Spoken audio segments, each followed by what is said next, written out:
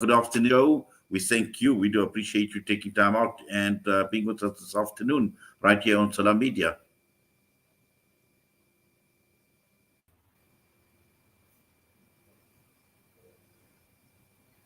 Monica, are you there?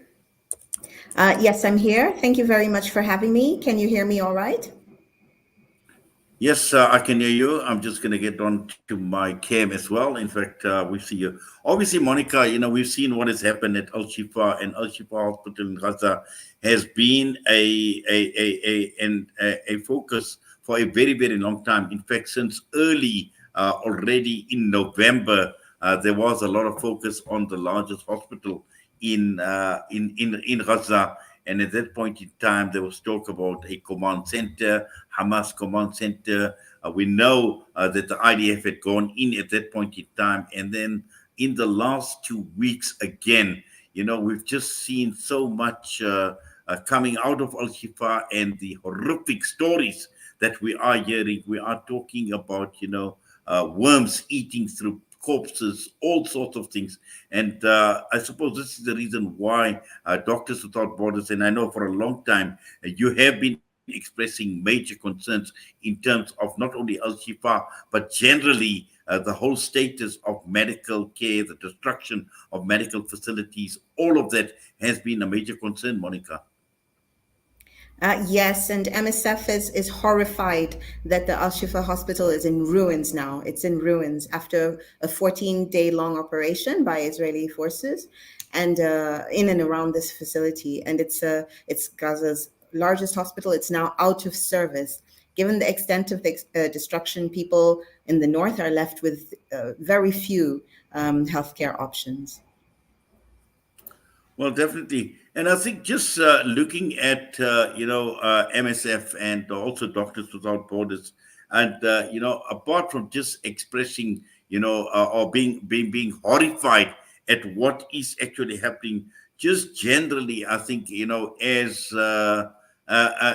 professionals, as medical people, and just to look at the level of suffering that is taking place, looking at what we've heard, some horrific stories in terms of how patients are being treated and those that are not being treated, all of it in general. Just how long, and this is months now, I mean, just how long can the health system within Gaza or within Palestine actually cope with what is happening around them? In fact, it's unable to cope anymore. In the past 5 months, healthcare facilities have been subjected to evacuation orders over and over, and then repeatedly attacked, besieged, and raided. Medical staff and patients have been arrested, abused, and killed while caring for patients. And this includes 5 of our own staff. 5 staff were killed in between November and last year and January this year. Our staff members' families have been killed. It's just an impossible situation. And at this point, there is no working healthcare system in the enclave at all. Yes, Monica, I just like your thoughts on some of the reports that have been coming out, and this is uh, of major concern. We're talking about unrestrained barbarism that is taking place. We've heard about burning of sections of the hospital. We've heard about bulldozing of sections of the hospital. We've heard about people discovering people with their hands bound, buried alive. We're finding decomposing bodies that are rotting. All of this, and even to make matters worse, some of these have actually been trampled by these army tanks. And all of this is taking place because this is horrific in every sense of the word. Just looking at it as medical professionals, and we're looking at the outreach. We've seen outrage from certain areas, from certain people around the world, from civil society. We see it in the streets as well. But just looking at it from your side, Doctors Without Borders, professionals as medical people, what are your thoughts when we read about all these horrors that are starting to emerge? Yes, we basically were forced to leave patients behind on March 18th when we were ordered to evacuate and the siege began. And since then, our staff who came back have reported the most horrific extent of destruction that we have ever witnessed anywhere.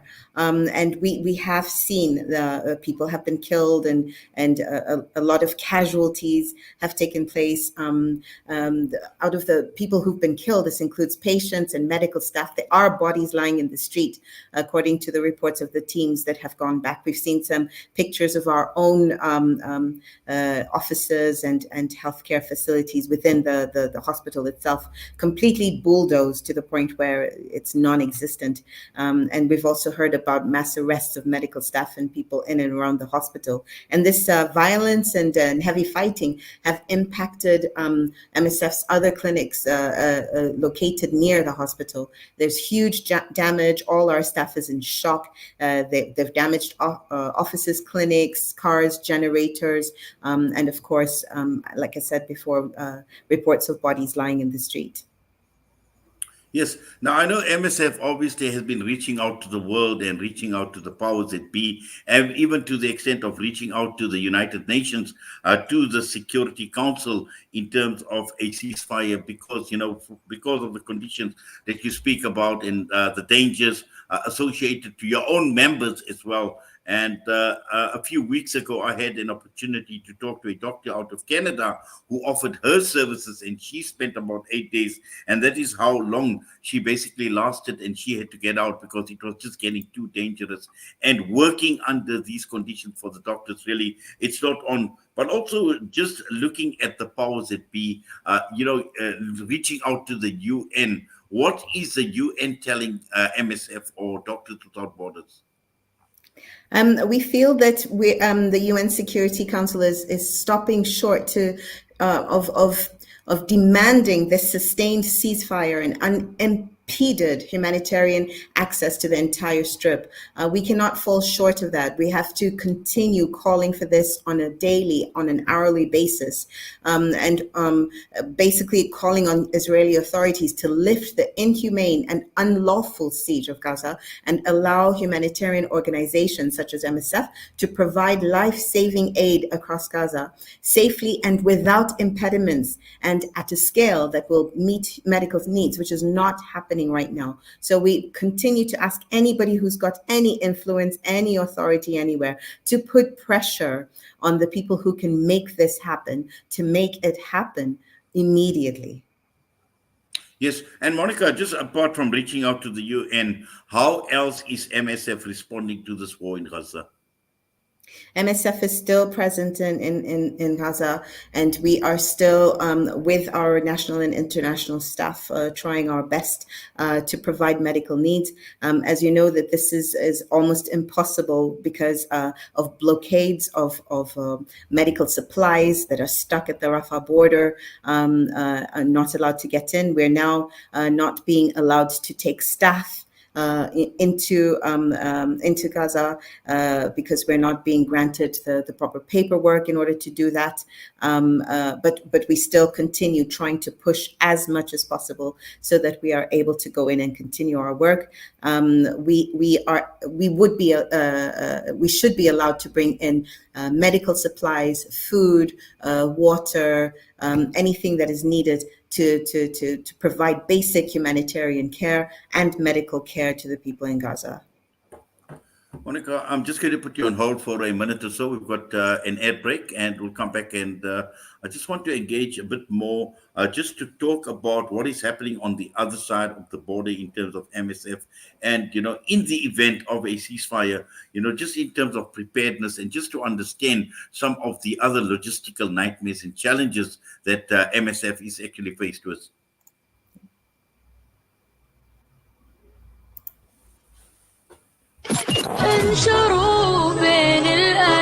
Salam Media, your spiritual companion this Ramadan.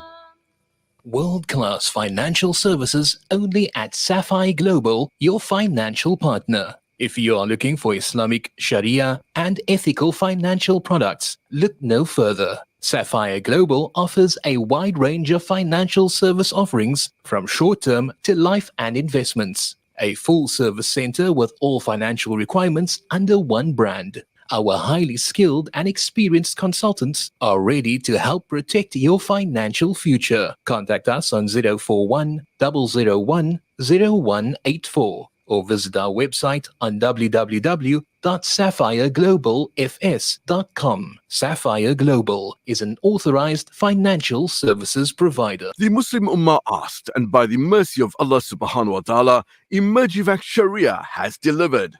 Muslim families in South Africa can now enjoy up to 575,000 Rand emergency medical cover at a private hospital for all in-hospital expenses arising from an accident or illness. Plus, you receive 24-hour access to private ambulance evacuation, 24-hour armed response services, roadside, home, and even appliance assistance services. Simply download the Emergivac app and register online or SMS Sharia to 40777. Emergivac Sharia, for when serious emergencies require seriously fast response. Shimmer, sparkle, captivate. Nothing less than a masterpiece. Droplets of gold inspires precious design. Platinum bursts with intricate freshness, and every pure diamond becomes more than just a girl's best friend. Voda Gold Gem Jewelers, where timeless dreams become a reality. Come to us. We tailor-make designer gold, platinum, and diamond jewelry. Trade in or remodel your old gold. Clad yourself with classy name-branded watches. We offer insurance valuation and freezer card calculation. Visit us at 534 Ridge Road, Overport, or call 031 208 9142. Voda Gold Gem Jewelers, manufacturers of fine gold and diamond jewelry. You are listening to Salam Media live from our headquarters in South Africa. This is Salam Media, keeping you company this Ramadan. Well, we continue our broadcast this afternoon right here on Salam Media, and our focus has been after 14 days of horror at the Shifa hospital, and this is what we are focusing on this afternoon, and to talk about the horrors, but also at the same time we're talking with MSF and Doctors Without Borders.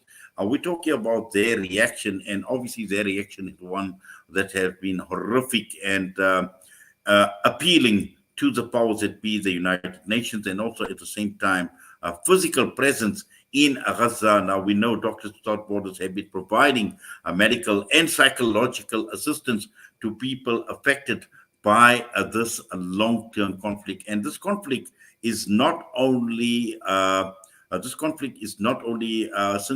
the 7th, and I'm sure MSF have had their presence in Palestine, in Gaza, for a very, very long time. And we are now continuing our discussion, and we are talking with the spokesperson at MSF and Doctors Without Borders, who has been holding on, and just for a few minutes, just to try and understand, because before the break, Monica was talking to us and telling us about some of the challenges that obviously they've been facing on the other side of the border in terms of the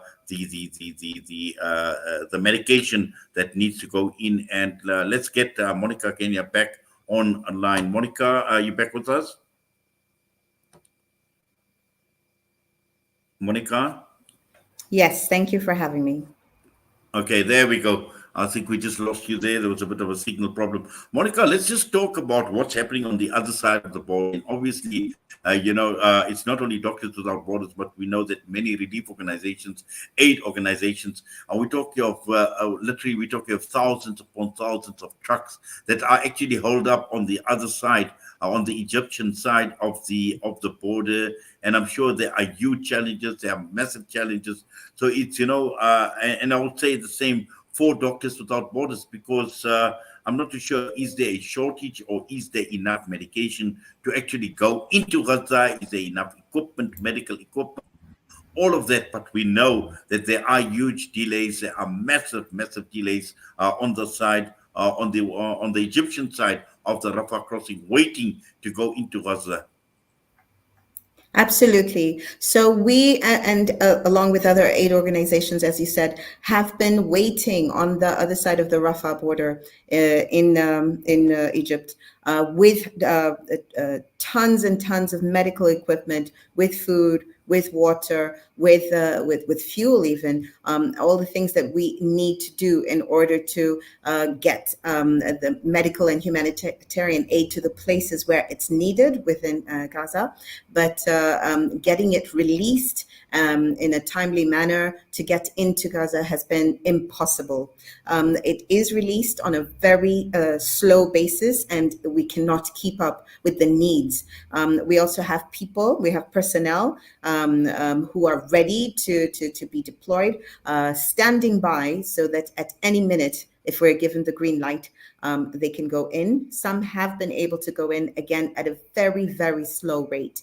And we're appealing to be allowed to get our people and our aid, our trucks, our medical supplies, our food, clean water, and the ability to help our patients to get it across the border and into where it can be deployed to save lives. Yes, and also I think the point I made is, in terms of medical support and also psychological support, just looking at it from your side in terms of human capital, in terms of personnel, do you have enough people to actually go in and assist as well? Yes, we definitely have a lot of people, enough people who are ready to go at a moment's notice, in at the risk of their own lives, to go and help where help is needed. We've just not been able to get them in, and we want to be there for our colleagues who are inside and trapped and not able to get out, and to be there to be with them, to be in solidarity with them, and to help them continue the work that they're doing. So definitely we do have people who can go in. We would ask if there's anybody who is medical or even non-medical, because we have logistic personnel as well, administration personnel, anybody who would like to join our efforts, to join us, to basically go on our website, www.msf.org.za, and just see how to join us, so that you can go there as well, and show helpfulness and solidarity to the people who are suffering in Gaza right now. So we do have people. We are admitting more and more people every day who want to be part of this effort. We're just appealing to be allowed to do so by the relevant authorities. Perfect. Monica, thank you for that. And obviously, we will encourage people to go onto the website. And I'm sure that apart from just the human capital, obviously looking at other ways that MSF and Doctors Without Borders can be assisted as well. And I'm sure in terms of financially as well, because, at the end of the day, there are limitations as well. But I'm sure all the information is on your website. And we do encourage people to go onto the website and see how best the organization can be assisted. And at the end of the day, we just pray that this ceasefire, this permanent ceasefire, can happen very, very soon, so that people can actually go in and, obviously do what we have to, because this definitely cannot continue. Really, it's sad that in today's day and age, where we see a genocide, where we see this catastrophe, and horrific in every sense of the word, and to see the rest of the world just watching helplessly and not being able to do anything about it, really, it just speaks volumes. Sometimes we at loss for words as well, Monica. But thank you very much. We do appreciate you taking time out and spending this last half an hour with us here in Salam Media. All the best to you. Thank you very much.